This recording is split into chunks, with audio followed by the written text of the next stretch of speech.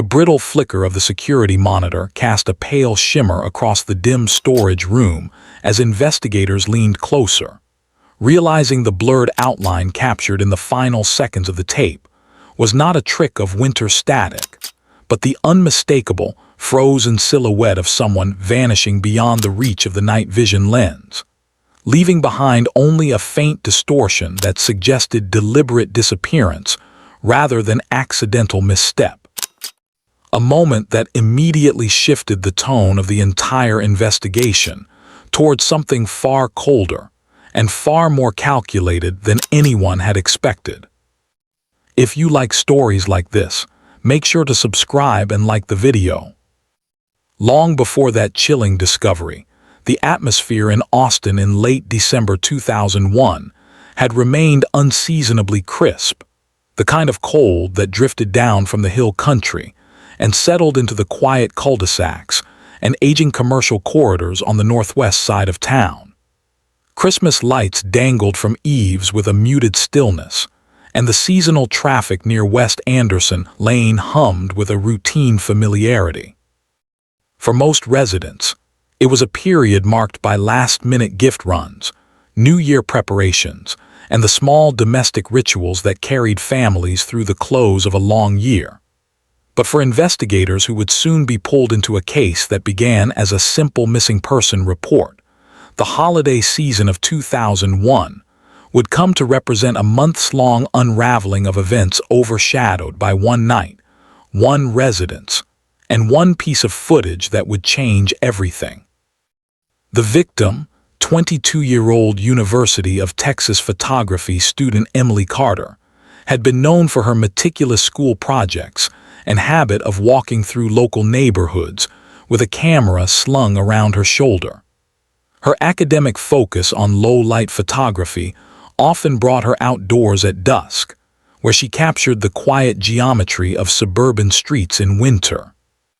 Friends described her as reserved, disciplined, and intensely devoted to documenting the interplay of artificial lighting and natural darkness, an interest that, tragically, intersected with the final night she was seen alive. Emily had remained in Austin through Thanksgiving, telling classmates she hoped to complete a portfolio piece by Christmas Eve. She lived alone in a modest duplex near North Cross Mall, a property built in the 1970s with narrow hallways, simple fixtures, and a backyard shed used by the landlord for equipment storage. When Emily failed to return a borrowed lens to the university equipment room by the scheduled December 23 deadline, supervisors assumed the overlooked return was the byproduct of holiday disorganization. But when the morning of Christmas Eve arrived with no sign of communication, and her voicemail greeting remained unchanged, a coworker from her part-time job at a local camera store grew concerned. The coworker drove by Emily's duplex, nodding her car was still in the driveway, lightly dusted by the overnight drop in temperature that left thin frost patterns clinging to the windshield edges. Lights were off, blinds were closed, and a stack of uncollected mail protruded from the rusted slot in her front door.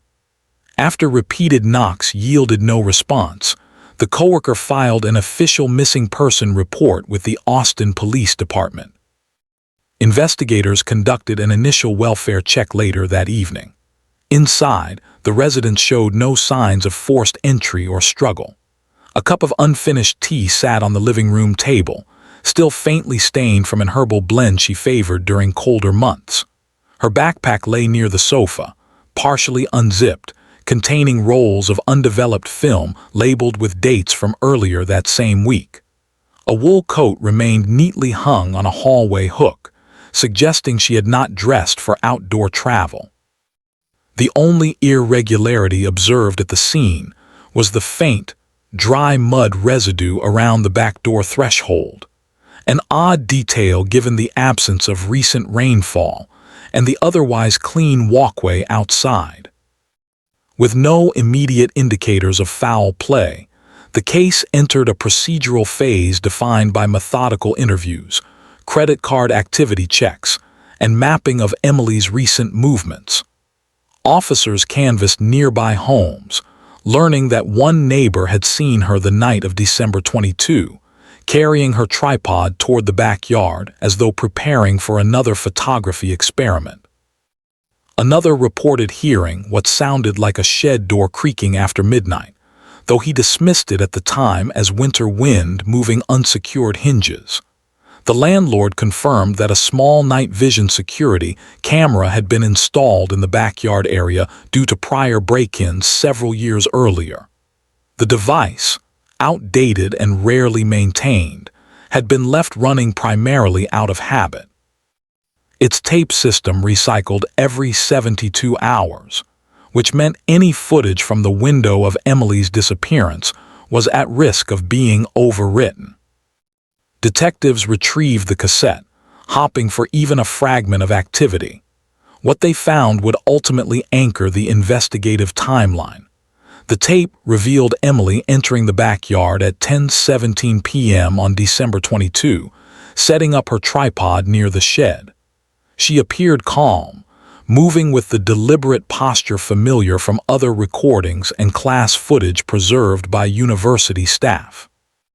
At 10:31 p.m. she adjusted the focus on her camera, directed toward the line of cedar trees bordering the property. For 16 minutes nothing changed. The night vision lens picked up minimal infrared reflections, mostly swaying branches stiffened by cold air. Then, at 10:47 p.m., Emily suddenly turned her head toward the left edge of the frame, as though reacting to a distant sound. At 10:48 p.m. she stepped out of view, walking toward the darker corner of the yard where the shed cast a heavy shadow. Her silhouette blurred, shrinking into the grain of the footage. She did not reappear. A faint distortion, almost a static pulse, rippled through the lower third of the screen at the moment she vanished, raising initial speculation that the tape may have degraded. But technicians later confirmed the distortion coincided with a shift in infrared exposure, likely caused by movement just beyond the visible field. This detail, subtle, easily overlooked, became a crucial element in reconstructing her final known location. The subsequent search around the shed revealed footprints embedded in the thin frost that had formed the night of her disappearance. These impressions, captured before sunrise on December 24, included one full set matching Emily's boots and another partial pattern inconsistent with her shoe size. Soil samples taken from the frost-marked areas contained traces of caliche dust common in undeveloped lots west of Mopac Expressway, suggesting someone had recently traversed a construction corridor before entering the yard. The discovery expanded the search radius dramatically, with forensic mapping teams establishing a potential pathway linking Emily's home to an area undergoing redevelopment near Burnett Road. Throughout the final week of December, volunteer search parties, local officers, and forensic cadaver dog units combed the wooded easements between neighborhoods. Holiday decorations glittered incongruously across search zones, casting a muted glow on the cold ground, while reporters from the Austin American-Statesman documented the growing concern engulfing the community.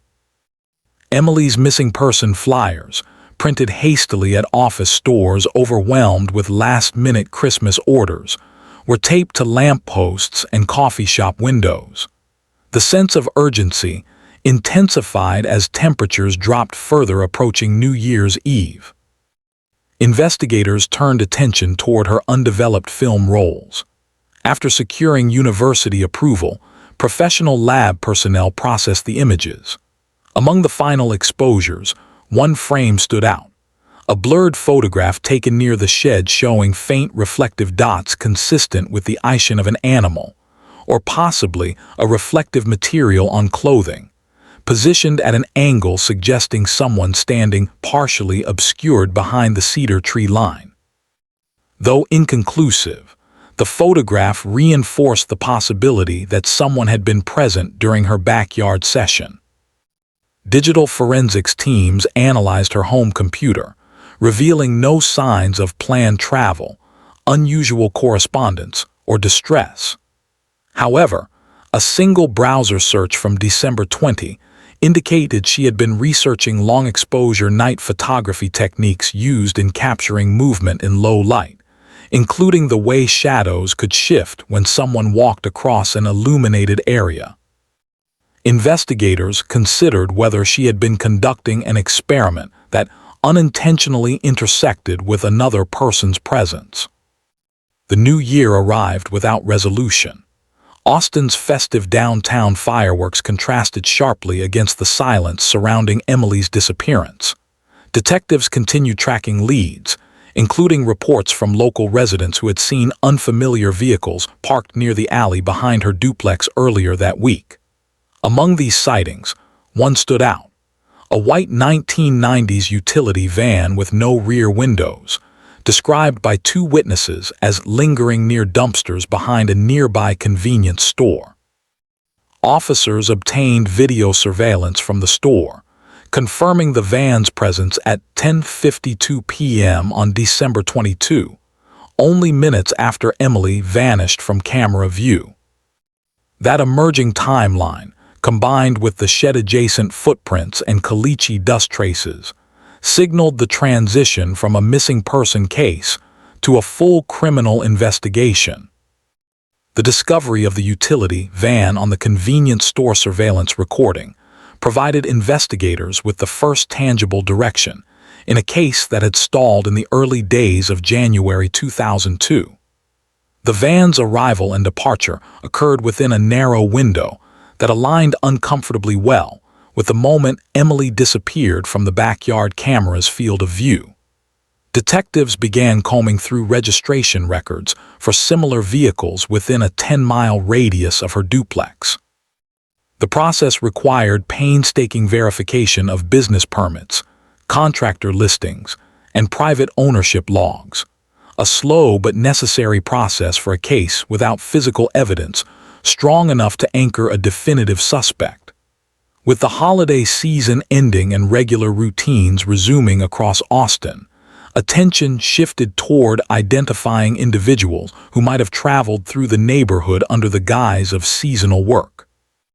The region surrounding Northcross Mall had experienced a recent surge in informal labor activity, particularly from independent haulers who repurposed older vans for construction debris clearing or temporary moving jobs. Detectives interviewed business owners along Burnett Road, gathering names of workers known to operate similar vehicles. A few prospects emerged, but most had alibis corroborated by holiday travel receipts or employment logs. Still, investigators recognized that the van's timing implied intentional presence rather than incidental passing. It appeared quickly, paused near the alley, and left with no recorded patronage at the convenience store. This deliberate behavior signaled a possible connection, even if circumstantial. Meanwhile, community involvement continued to grow. Retired engineers, former military personnel, and neighborhood volunteers formed search lines across the wooded boundaries near the redevelopment corridor. December decorations had begun to come down, leaving bare eaves and discarded pine needles scattered along curb edges. The cold, dry air persisted, sharpening the scent of cedar and dust across the fields. Cadaver dog teams methodically revisited areas already searched on earlier attempts, adjusting their grid patterns according to shifting wind direction. Each day ended with meticulous documentation, and each morning began with the sobering acknowledgement that no progress had been made in locating Emily's remains. Amid this frustration, a crucial development emerged when investigators received access to traffic camera data from Mopac Expressway for the night of December 22. Though not designed for detailed surveillance, the cameras occasionally captured passing vehicles with enough clarity to verify make and color. At approximately 11:00 4 p.m., a white windowless utility van was recorded traveling northbound, matching the general description from witness accounts. Technicians enhanced the footage, identifying a partially visible logo on the passenger door, an indistinct dark shape that could not be immediately deciphered. This partial marking, however, suggested the van belonged to a small business rather than an unregistered operator. Detectives cross-referenced local business directories, discovering that a now-defunct home repair service had previously operated vans with similar markings. The business had closed the previous spring following financial issues, but records indicated that 3 of its vehicles had been sold at auction. One van, matching the model and year seen in the footage, had been purchased by a man named Harold Driscoll, a seasonal contract worker with a history of brief employment stints across landscaping and renovation sites. Driscoll, aged 52 at the time, lived in a small rental property on the northwestern edge of Austin near Jollyville. His proximity, combined with his ownership of the van, warranted immediate investigation. A preliminary background review revealed no major criminal record, but several prior complaints involving trespassing on private property during contract disputes. Former coworkers described him as quiet, methodical, and prone to unpredictable mood shifts. His work history indicated sporadic seasonal jobs, many of which involved outdoor labor in unlit environments. Investigators also learned that Driscoll had performed repair work near Emily's neighborhood the previous month, though no direct connection to her residence could yet be established. Detectives visited his rental home on January 6. The van was parked in the driveway, its exterior bearing traces of caliche dust along the lower panels. A visual inspection, conducted under lawful consent, revealed a clean interior except for scattered construction tools and an old canvas tarp. While none of these items constituted immediate evidence of wrongdoing, a torn fragment of plant material lodged in the van's rear door hinge attracted attention. Forensic specialists later identified it as a cedar leaf preserved in unusually dry condition, consistent with specimens collected near the shed behind Emily's duplex. This connection remained circumstantial but significant enough to justify further investigation into Driscoll's movements. Detectives obtained a warrant to analyze Driscoll's phone records. Though cell tower coverage in 2001 lacked modern precision, limited data indicated his device had connected to a tower less than a mile from Emily's residence between 10:30 and 11:00 p.m. on December 22. Driscoll claimed he had been driving home from a job site and had taken residential streets to avoid holiday traffic. His explanation seemed plausible, but inconsistency in his described timeline raised subtle concerns. Investigators documented the interview and proceeded to dig deeper into his recent employment sites. Winter rain had not fallen since mid-December, leaving the ground across construction corridors dry and powdery. Soil comparisons matched the caliche dust on Driscoll's van to a tract undergoing redevelopment where he had been hired on December 19. This link, combined with the footprints found near Emily's shed, formed a chain of environmental connections that investigators could no longer dismiss as coincidence. Forensic analysts continued examining the van, collecting microscopic particles from the floor mat and undercarriage. Among the samples were small quartz grains similar to those found behind Emily's duplex. While quartz was common throughout the region, the specific grain size distribution aligned closely with soil collected from her backyard. Still, investigators remained cautious. They needed evidence placing Driscoll at the scene with irrefutable certainty. During a second search of his home, conducted under renewed warrant, detectives recovered a box of assorted hardware, including screws identical to those used in the older model shed behind Emily's residence.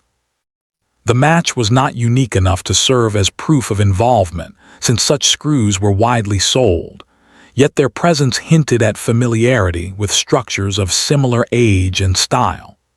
The shed itself bore no signs of forced entry, but its door frame showed subtle wear consistent with being opened more frequently than the resident reported. In parallel, investigators revisited Emily's undeveloped film rolls, searching for unexamined correlations. Forensic imaging specialists studied the blurred figure in the cedar tree photograph. By mapping the direction of reflected infrared light and analyzing shadow positioning, they determined the figure stood closer to the shed than initially assumed. A faint vertical alignment, barely perceptible, suggested the edge of a heavy work jacket. The analysis did not produce a positive identification, but strengthened the hypothesis that someone had positioned themselves deliberately within the yard, watching as Emily photographed the scene. The lack of forced entry, the missing coat, and the tea left cooling on her table indicated she had stepped into the backyard voluntarily. Investigators theorized that she may have noticed movement and gone to investigate, unaware that someone lingered just beyond her camera's illumination range. Driscoll's employment background made him familiar with navigating dark outdoor spaces, and his prior presence in the area increased the likelihood of opportunity. As officers continued their inquiry, an important tip arrived from a retired mail carrier who lived 2 streets from Emily's duplex. He reported seeing a man, matching Driscoll's general height and build, walking near the alley behind her home 2 nights before the disappearance. The observation seemed minor at the time, overshadowed by holiday errands, but the recollection provided a possible pattern of surveillance. Detectives checked postal route logs, confirming the carrier had been present on the route that day and possessed no reason to fabricate the account. Investigators confronted Driscoll with the new information, but he maintained that any resemblance was coincidental. Without definitive proof, officers could not detain him. Their frustration mounted as January stretched onward. The holiday decorations across Austin had all but disappeared, replaced by barren yards and the subdued quiet of winter weekdays. The absence of resolution weighed heavily on the investigative team, prompting a deeper review of overlooked environmental clues. The breakthrough arrived not from new field searches, but from revisiting the night vision camera footage. A specialist from the department's digital forensics unit observed an anomaly previously attributed to tape degradation. The distortion near the lower edge of the recording aligned precisely with thermal interference caused by a warm object moving through cold air at close range. Using enhanced thermal contrast techniques, the specialist detected a brief outline, not of a human form but of an object resembling a handled tool, possibly a pry bar or similar instrument, passing near the shed's shadowed side. This interpretation shifted investigative focus toward determining whether Driscoll had access to such tools on the night of the incident. A re-examination of the van revealed a pry bar stored beneath the passenger seat, bearing faint frost weathering consistent with outdoor use during the colder months. Laboratory analysis later identified microscopic cedar bark fibers on the tool's surface. Though still not a conclusive match, the accumulation of circumstantial evidence continued tightening around the suspect. Detectives expanded their search across Driscoll's past employment sites, looking for patterns of behavior. Former coworkers disclosed that he frequently lingered near properties where he had worked, returning unprompted to collect forgotten materials or inspect areas long after contracts had ended. Records also showed he had been dismissed from a previous job for entering a client's yard at night without permission, though no criminal charges resulted. Armed with this new context, investigators prepared to intensify surveillance on Driscoll, while awaiting forensic results that could provide the decisive link necessary to close the case. By the third week of January, the momentum of the investigation had shifted into a disciplined, highly focused phase. Detectives recognized that, while circumstantial indicators were converging on Driscoll, they still lacked the definitive forensic proof required for an arrest. The Austin Police Department increased covert monitoring of his daily movements, sending unmarked vehicles to track his routine while maintaining logs of every store, worksite, and residential area he visited. The winter atmosphere around the city remained cool and subdued, with post-holiday fatigue settling heavily over neighborhoods that had once shimmered with Christmas lights. For many local residents, the disappearance of Emily Carter had transformed from a seasonal tragedy into a lingering shadow over the beginning of the new year. Despite ongoing searches, no remains had been found. The cedar groves, drainage corridors, and abandoned lots around her neighborhood concealed countless potential deposition sites. Cadaver dogs responded inconsistently due to the persistent dryness in the environment, and search teams faced the demoralizing reality that every cleared area revealed nothing definitive. Investigators redirected their attention toward understanding the behavioral patterns that might explain how Driscoll operated. They compiled a timeline covering his entire December schedule, mapping his known locations against regions of interest connected to the case. A crucial shift occurred when analysts identified discrepancies in Driscoll's recorded work hours. His employer provided timesheets indicating he had completed a half-day job on December 22, finishing at precisely 4:00 p.m. However, a fuel purchase receipt revealed he had filled the van's tank at 6:47 p.m. at a gas station far closer to Emily's neighborhood than his home. The 2-hour gap between the end of his workday and the fueling location raised questions about his activities during that time. Investigators hypothesized that he may have been scouting the area or positioned near the residence earlier than initially believed. While examining the purchase receipt, forensic accountants noted a curious detail. The transaction occurred outside typical commuting routes for Driscoll. The gas station was located along a narrow frontage road frequented primarily by residents familiar with shortcuts through adjacent neighborhoods. This detail, though minor, suggested intentional travel rather than incidental presence. Detectives returned to the gas station and spoke with employees who had worked during the holiday week. One attendant vaguely recalled an older white utility van stopping for fuel that evening, though he could not identify the driver with certainty. However, this recollection aligned with the purchase time and reinforced the timeline investigators were constructing. Determined to uncover new angles, detectives revisited Emily's duplex to reassess the environmental details present on the night of her disappearance.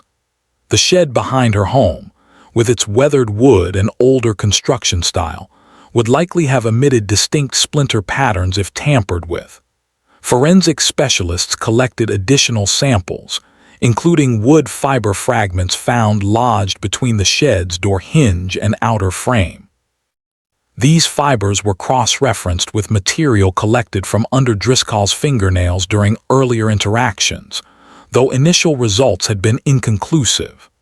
Now, with enhanced magnification methods, analysts observed that the wood fibers from the shed and those embedded in the material removed from Driscoll displayed nearly identical age-related degradation patterns. Still, investigators needed more conclusive evidence. Attention then returned to the night vision footage. A digital forensics expert conducted a frame-by-frame re-examination to identify overlooked movements or contrast variations. In the seconds preceding Emily's disappearance, the expert detected a subtle change in pixel compression patterns along the lower edge of the frame. This distortion suggested contact between the camera's infrared sensor and a reflective surface at close range. The expert concluded that someone likely passed directly underneath the camera's lens, at a distance too close to be captured fully. The inference strengthened the belief that a second individual was present in the backyard that night. The lack of a direct image of the suspect forced investigators to broaden their reasoning. The camera's position, mounted slightly above eye level and angled downward, would have captured momentary flashes of reflected material if someone wearing a textured jacket moved through the yard. When analysts adjusted the footage for luminance distribution, a faint glimmer appeared at the frame's edge, consistent with metal object reflection. This finding complemented earlier indications that a tool had been carried through the area. Simultaneously, detectives pursued new information related to Driscoll's past employment. One contractor who had hired him for a brief home repair project in 1999 reported an incident in which Driscoll became agitated during a dispute, leaving behind a partially repaired storage structure similar to the shed behind Emily's duplex. The contractor noted Driscoll's unusual fixation on tool organization and his habit of returning to job sites long after work was completed. While this anecdote could not serve as evidence, it provided insight into behavioral patterns consistent with the emerging profile. Investigators also obtained permission to search the property where Driscoll had recently completed landscaping work. Soil samples collected from his boots, seized during a prior interview, contained clay concentrations consistent with this site. Detectives hoped to find evidence linking the location to the disappearance. After extensive searching, they discovered a patch of disturbed earth concealed beneath a pile of discarded wooden planks. The soil appeared recently overturned, though recent winds had partially obscured the disturbance. K-9 responders were deployed but produced no alert, leaving the significance of the site ambiguous. Meanwhile, search efforts expanded into the Greenbelt corridors stretching between residential neighborhoods and commercial areas.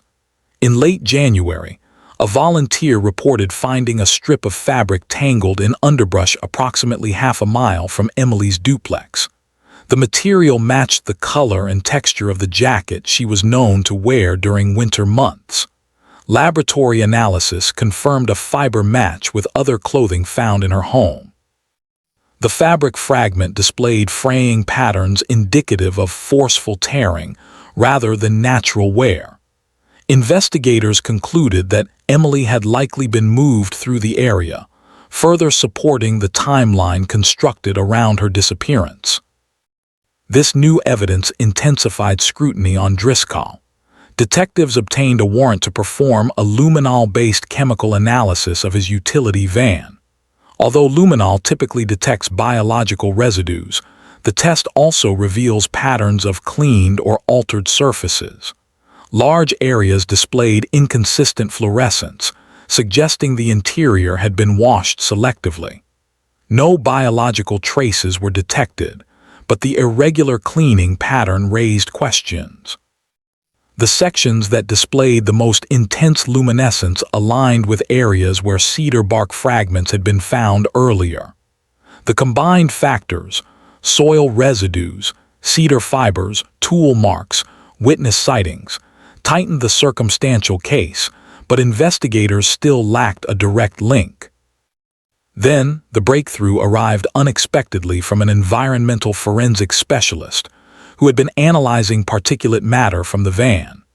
Among the microscopic samples collected weeks earlier was a unique combination of silt, quartz, limestone particles, and organic debris containing trace spores from a rare fungal species. This fungus thrived only in extremely specific conditions found within a small drainage culvert west of Burnett Road. The presence of these spores indicated the van had traveled through that precise culvert, sometime close to the date of the disappearance. Investigators mapped the area and identified several secluded sections dense with cedar and oak undergrowth. They expanded search efforts into the culvert zone, navigating narrow, uneven terrain. The January air carried a muted stillness across the landscape, broken only by the brittle snap of dry plants beneath the boots of search teams. At the northern end of the culvert, a shallow depression in the earth drew attention. The soil appeared compressed in a manner not consistent with natural drainage. Cadaver dogs were deployed again. This time, after initial hesitation, one of the dogs signaled a positive alert. Excavation began immediately. The process required slow, meticulous removal of topsoil layers to preserve potential evidence. Within hours, investigators uncovered a piece of photography equipment identified as one of the missing items from Emily's backpack. Though weathered, the item remained structurally intact. Nearby, they recovered a small metallic clasp belonging to a camera bag strap. These discoveries confirmed that Emily had been present at the site, though her remains were not immediately found. The search widened outward from the initial discovery. Forensic archaeologists employed ground-penetrating radar, identifying a subsurface irregularity several feet away. Excavation of this second site revealed a shallow, intentionally concealed burial location. The remains, though partially preserved due to the dry winter conditions, were identified through dental records as belonging to Emily Carter.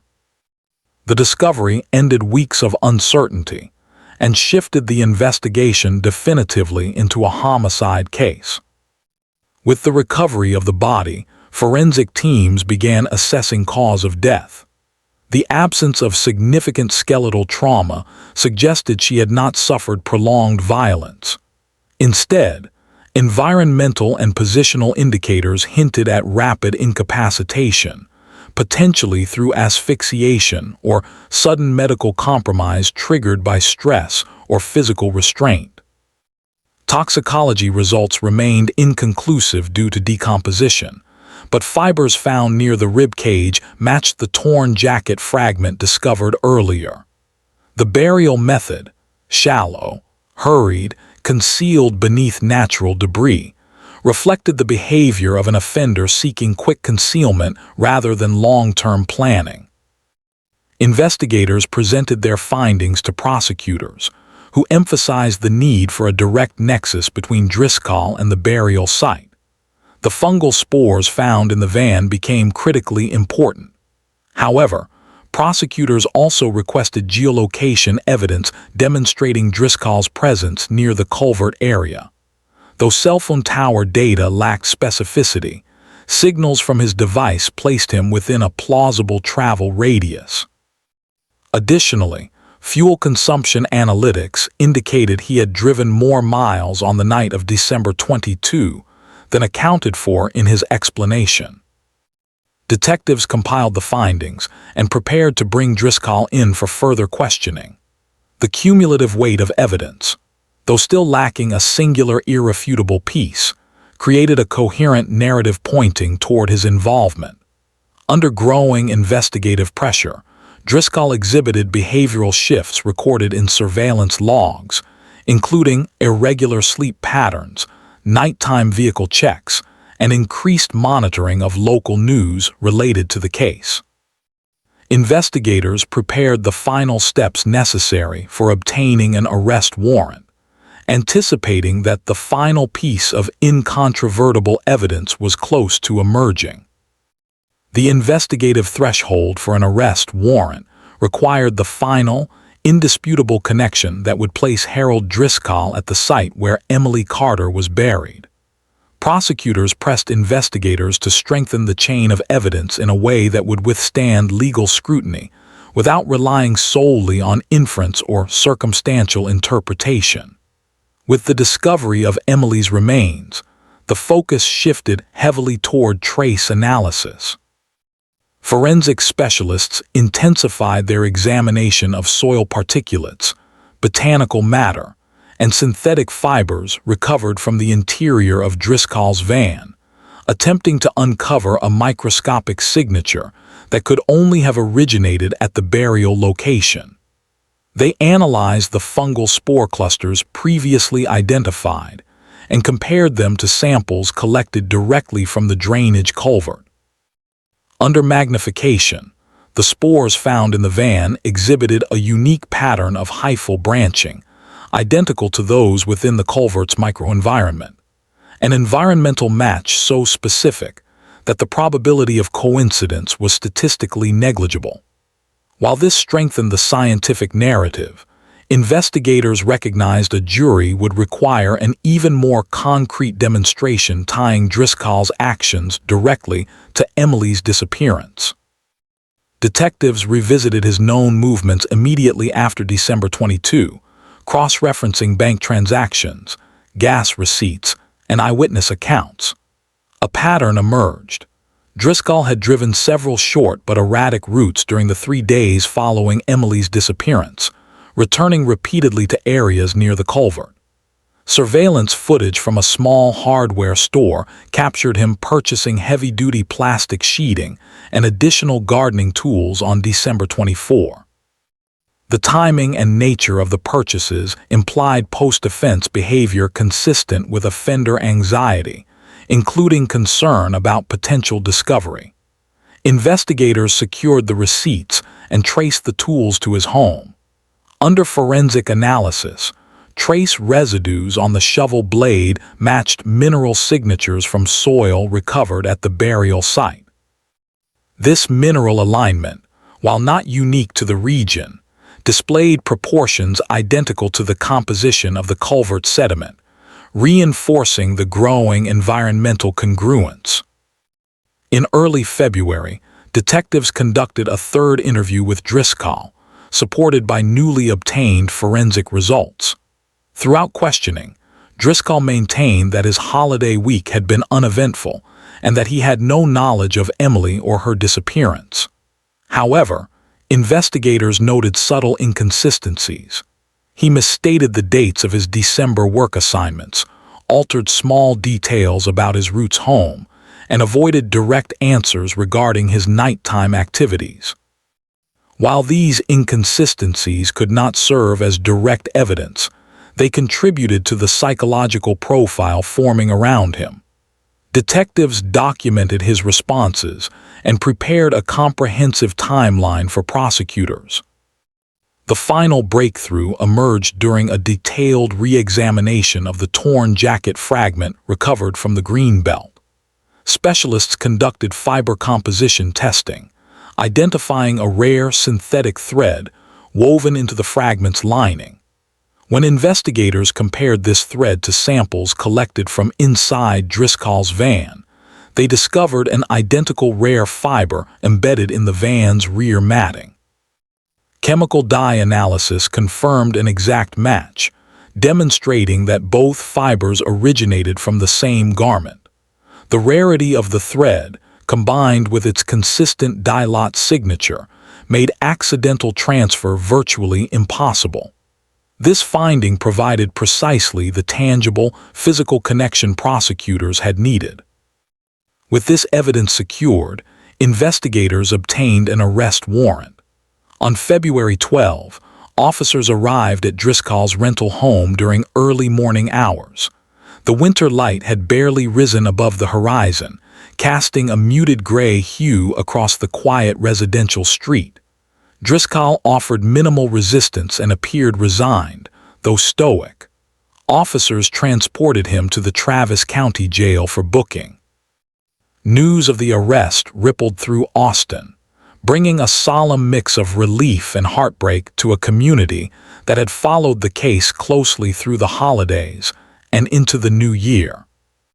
The prosecution began assembling its case by consolidating the forensic, environmental, and behavioral components that substantiated the charges. The fungal spore analysis, soil comparisons, synthetic fiber matches, and tool residues provided a compelling foundation. Yet the prosecution understood that jurors often required a cohesive narrative, not just data. Prosecutors constructed a timeline showing how Driscoll's presence near Emily's home on the night of her disappearance aligned with the van's documented movements, the witness sightings, and the sequence of behavioral anomalies following the incident. They emphasized that while motive remained elusive, opportunity, proximity, and forensic correlation formed a clear, methodical structure pointing to his guilt. Pretrial hearings in March 2002 drew considerable public attention. Local reporters filled the courthouse halls, their coverage maintaining the respectful, restrained tone typical of Austin's community-focused journalism. Emily's classmates attended many sessions, sitting quietly with members of her family who had traveled from Houston for the proceedings. The courtroom atmosphere remained somber, reflecting the gravity of the case and the emotional distance that had settled into the city since December. Driscoll's defense attempted to challenge the forensic evidence by questioning the specificity of environmental markers and the reliability of soil and fiber comparisons. They argued that the presence of cedar fibers, caliche dust, and common mineral compositions could be coincidental. However, the prosecution countered these arguments by presenting the detailed fungal spore analysis, emphasizing its highly localized origin and its presence within the van. They further underscored the rarity of the synthetic jacket fiber and the dye signature match, evidence that pointed to direct transfer from Emily's clothing into Driscoll's vehicle. As the trial proceeded, the jury heard from forensic analysts, environmental scientists, behavioral experts, and search personnel. Each provided measured testimony devoid of speculation. The presentation unfolded with a clinical precision reflective of the investigative process itself. Particularly compelling was the testimony of the digital forensics expert, who explained the infrared interference captured on the night vision tape. The expert clarified that the distortion aligned with the thermal signature of a human body passing within inches of the lens, an event that coincided precisely with the moment Emily moved out of frame. Although the tape did not depict the suspect directly, the analysis demonstrated that someone else had been present in close proximity at that moment. By April, after weeks of testimony and methodical presentation, the prosecution rested. The defense offered limited counter-evidence, focusing primarily on challenging the interpretation of environmental markers and questioning the possibility of secondary transfer of fibers. Yet the cumulative weight of the prosecution's scientific findings proved difficult to rebut. When closing arguments concluded, the jury deliberated for several days, reviewing expert reports and forensic exhibits. The verdict arrived on April 29, 2002. After careful consideration, the jury found Harold Driscoll guilty of felony murder and unlawful concealment of a human body. The courtroom remained silent as the judge read the decision. The sentencing phase followed swiftly. Driscoll received a life sentence with the possibility of parole after 35 years, a reflection of both the severity of the offense and the premeditative elements inferred from the burial and subsequent attempts to obscure his involvement. He displayed little reaction as the sentence was delivered. The judge expressed condolences to Emily's family, acknowledging the painful months they had endured. In the aftermath of the trial, the Austin Police Department conducted a formal review of the investigation, recognizing the collaboration between forensic teams, environmental specialists, and community volunteers.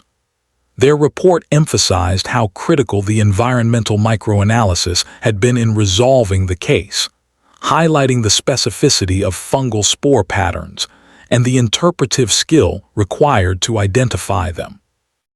The case became a training reference within the department, demonstrating the importance of combining traditional investigative techniques with emerging forensic methodologies. For the community, closure arrived quietly.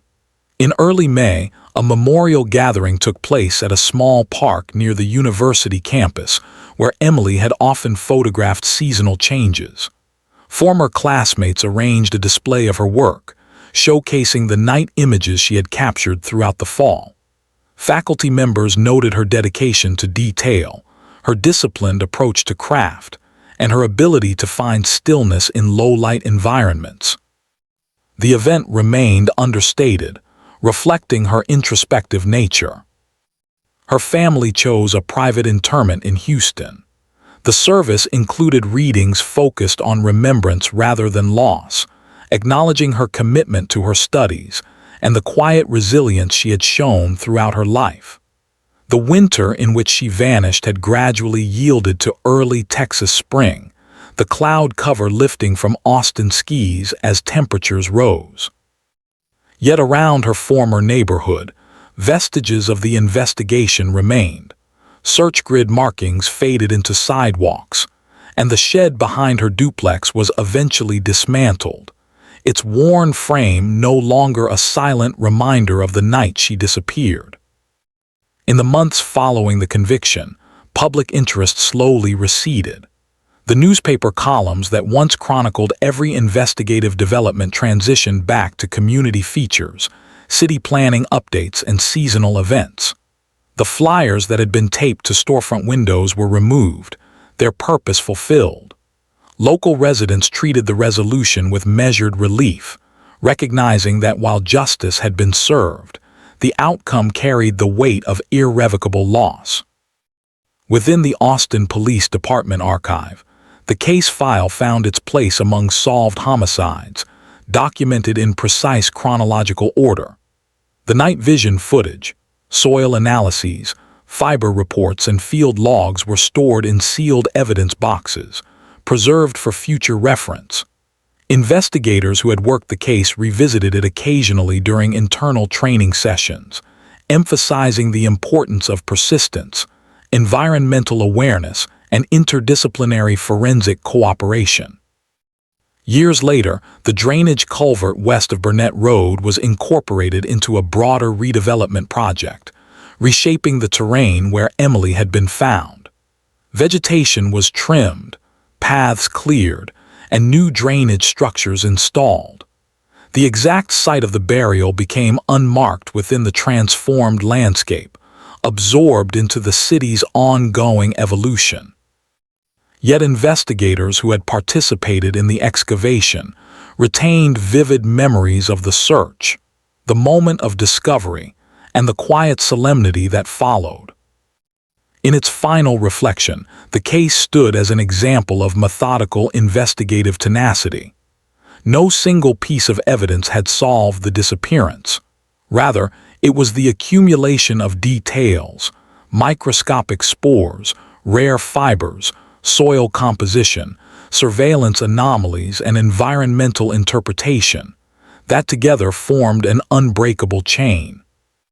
The conclusion brought justice to Emily's family and restored a measure of certainty to a community that had endured months of uncertainty during the winter of 2001. The story of Austin, 2001, became part of local memory, a reminder of how one quiet night, a camera's faint infrared glow, and the absence of a young photographer set in motion an investigation that ultimately revealed the truth concealed in the cold shadows of December.